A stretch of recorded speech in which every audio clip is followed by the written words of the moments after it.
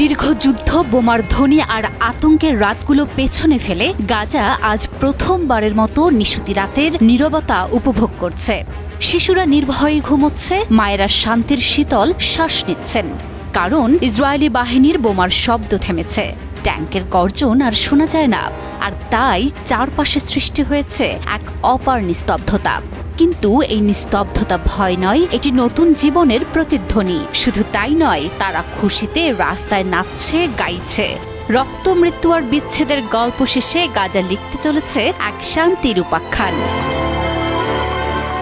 যে শহরটি এতদিন শুধু চোখের জলে ভিজেছে, আজ সেই শহরের বুকে নেমেছে এক পরম প্রশান্তির আবরণ।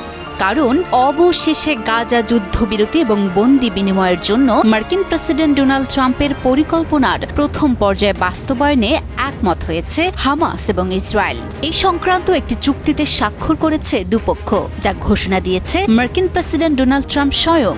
আর ঘোষণার সঙ্গে সঙ্গেই গাজার আকাশ থেকে মিলিয়ে যায় যুদ্ধ বিমানের গর্জন।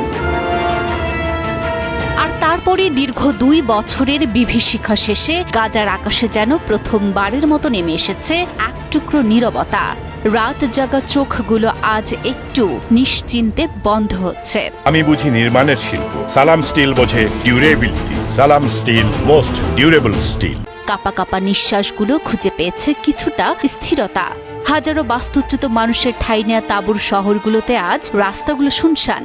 আর এই শুনশানের আগেই তারা রাস্তায় যুদ্ধবিরতির খুশিতে নাচে গানে মাতোয়ারা। এ যেন নতুন জীবনের স্বাদ, যা অসাধারণভাবে বিশ্ববাসীর কাছে এক অস্বাভাবিক দৃশ্য। গত সপ্তাহগুলোর ভয়াবহতা মনে করলে এই দৃশ্য যেন বিশ্বাসী হতে চায় না কারোর। ড্রোনের ঘন ঘন শব্দ, যুদ্ধ বিমানের তীব্র গর্জন আর প্রতিটি মুহূর্তে সম্ভাব্য বোমা বর্ষণের আশঙ্কায় কেউই সাহস পেত না চোখ বন্ধ করার। যেখানে আজ চুক্তির স্বাক্ষরের পর এই প্রথমবারের মতো এক রাত যেখানে আতঙ্ক নয়, ঘুম রাজত্ব করছে। 2 বছরের অগ্নিগর্ভের পরই একটি চুক্তির প্রথম ধাপ কার্যকর হওয়ায় গাজার আকাশে অপ্রত্যাশিত নীরবতা নেমে এসেছে। তবু প্রতিটি নিঃশ্বাসে লুকিয়ে আছে অনিশ্চয়তার ছায়া। ৬৭,১৭৩ জন প্রাণ হারানো, যার মধ্যে ২০,১৭৯ জন শিশু ও নারী। এই অতীন্দ্রিয় সংখ্যাগুলোর ভিড়ে মানুষ আজ খুঁজছে কেবল একটাই প্রতিজ্ঞা, এই শান্তি যেন শুধু মুহূর্তেই থেমে না থাকে, বরং ইসরায়েলের দমন পীড়ন বন্ধে নতুন এবং স্থায়ী পদক্ষেপে অগ্রগতি হয়।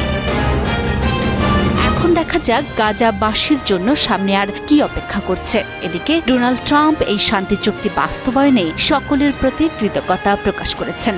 ট্রাম্প এক্সে লিখেছেন, এটি আরব ও মুসলিম বিশ্ব, ইসরায়েল, আশেপাশের সব দেশ এবং যুক্তরাষ্ট্রের জন্য একটি মহান দিন। আমরা কাতার, মিশর ও তুরস্কের মধ্যস্থতাকারীদের ধন্যবাদ জানাই, যারা আমাদের সঙ্গে কাজ করেছেন এই ঐতিহাসিক ও নজিরবিহীন ঘটনা সম্ভব করার জন্য। শান্তির দূতেরা ধন্য হোক। Desk report, news 24।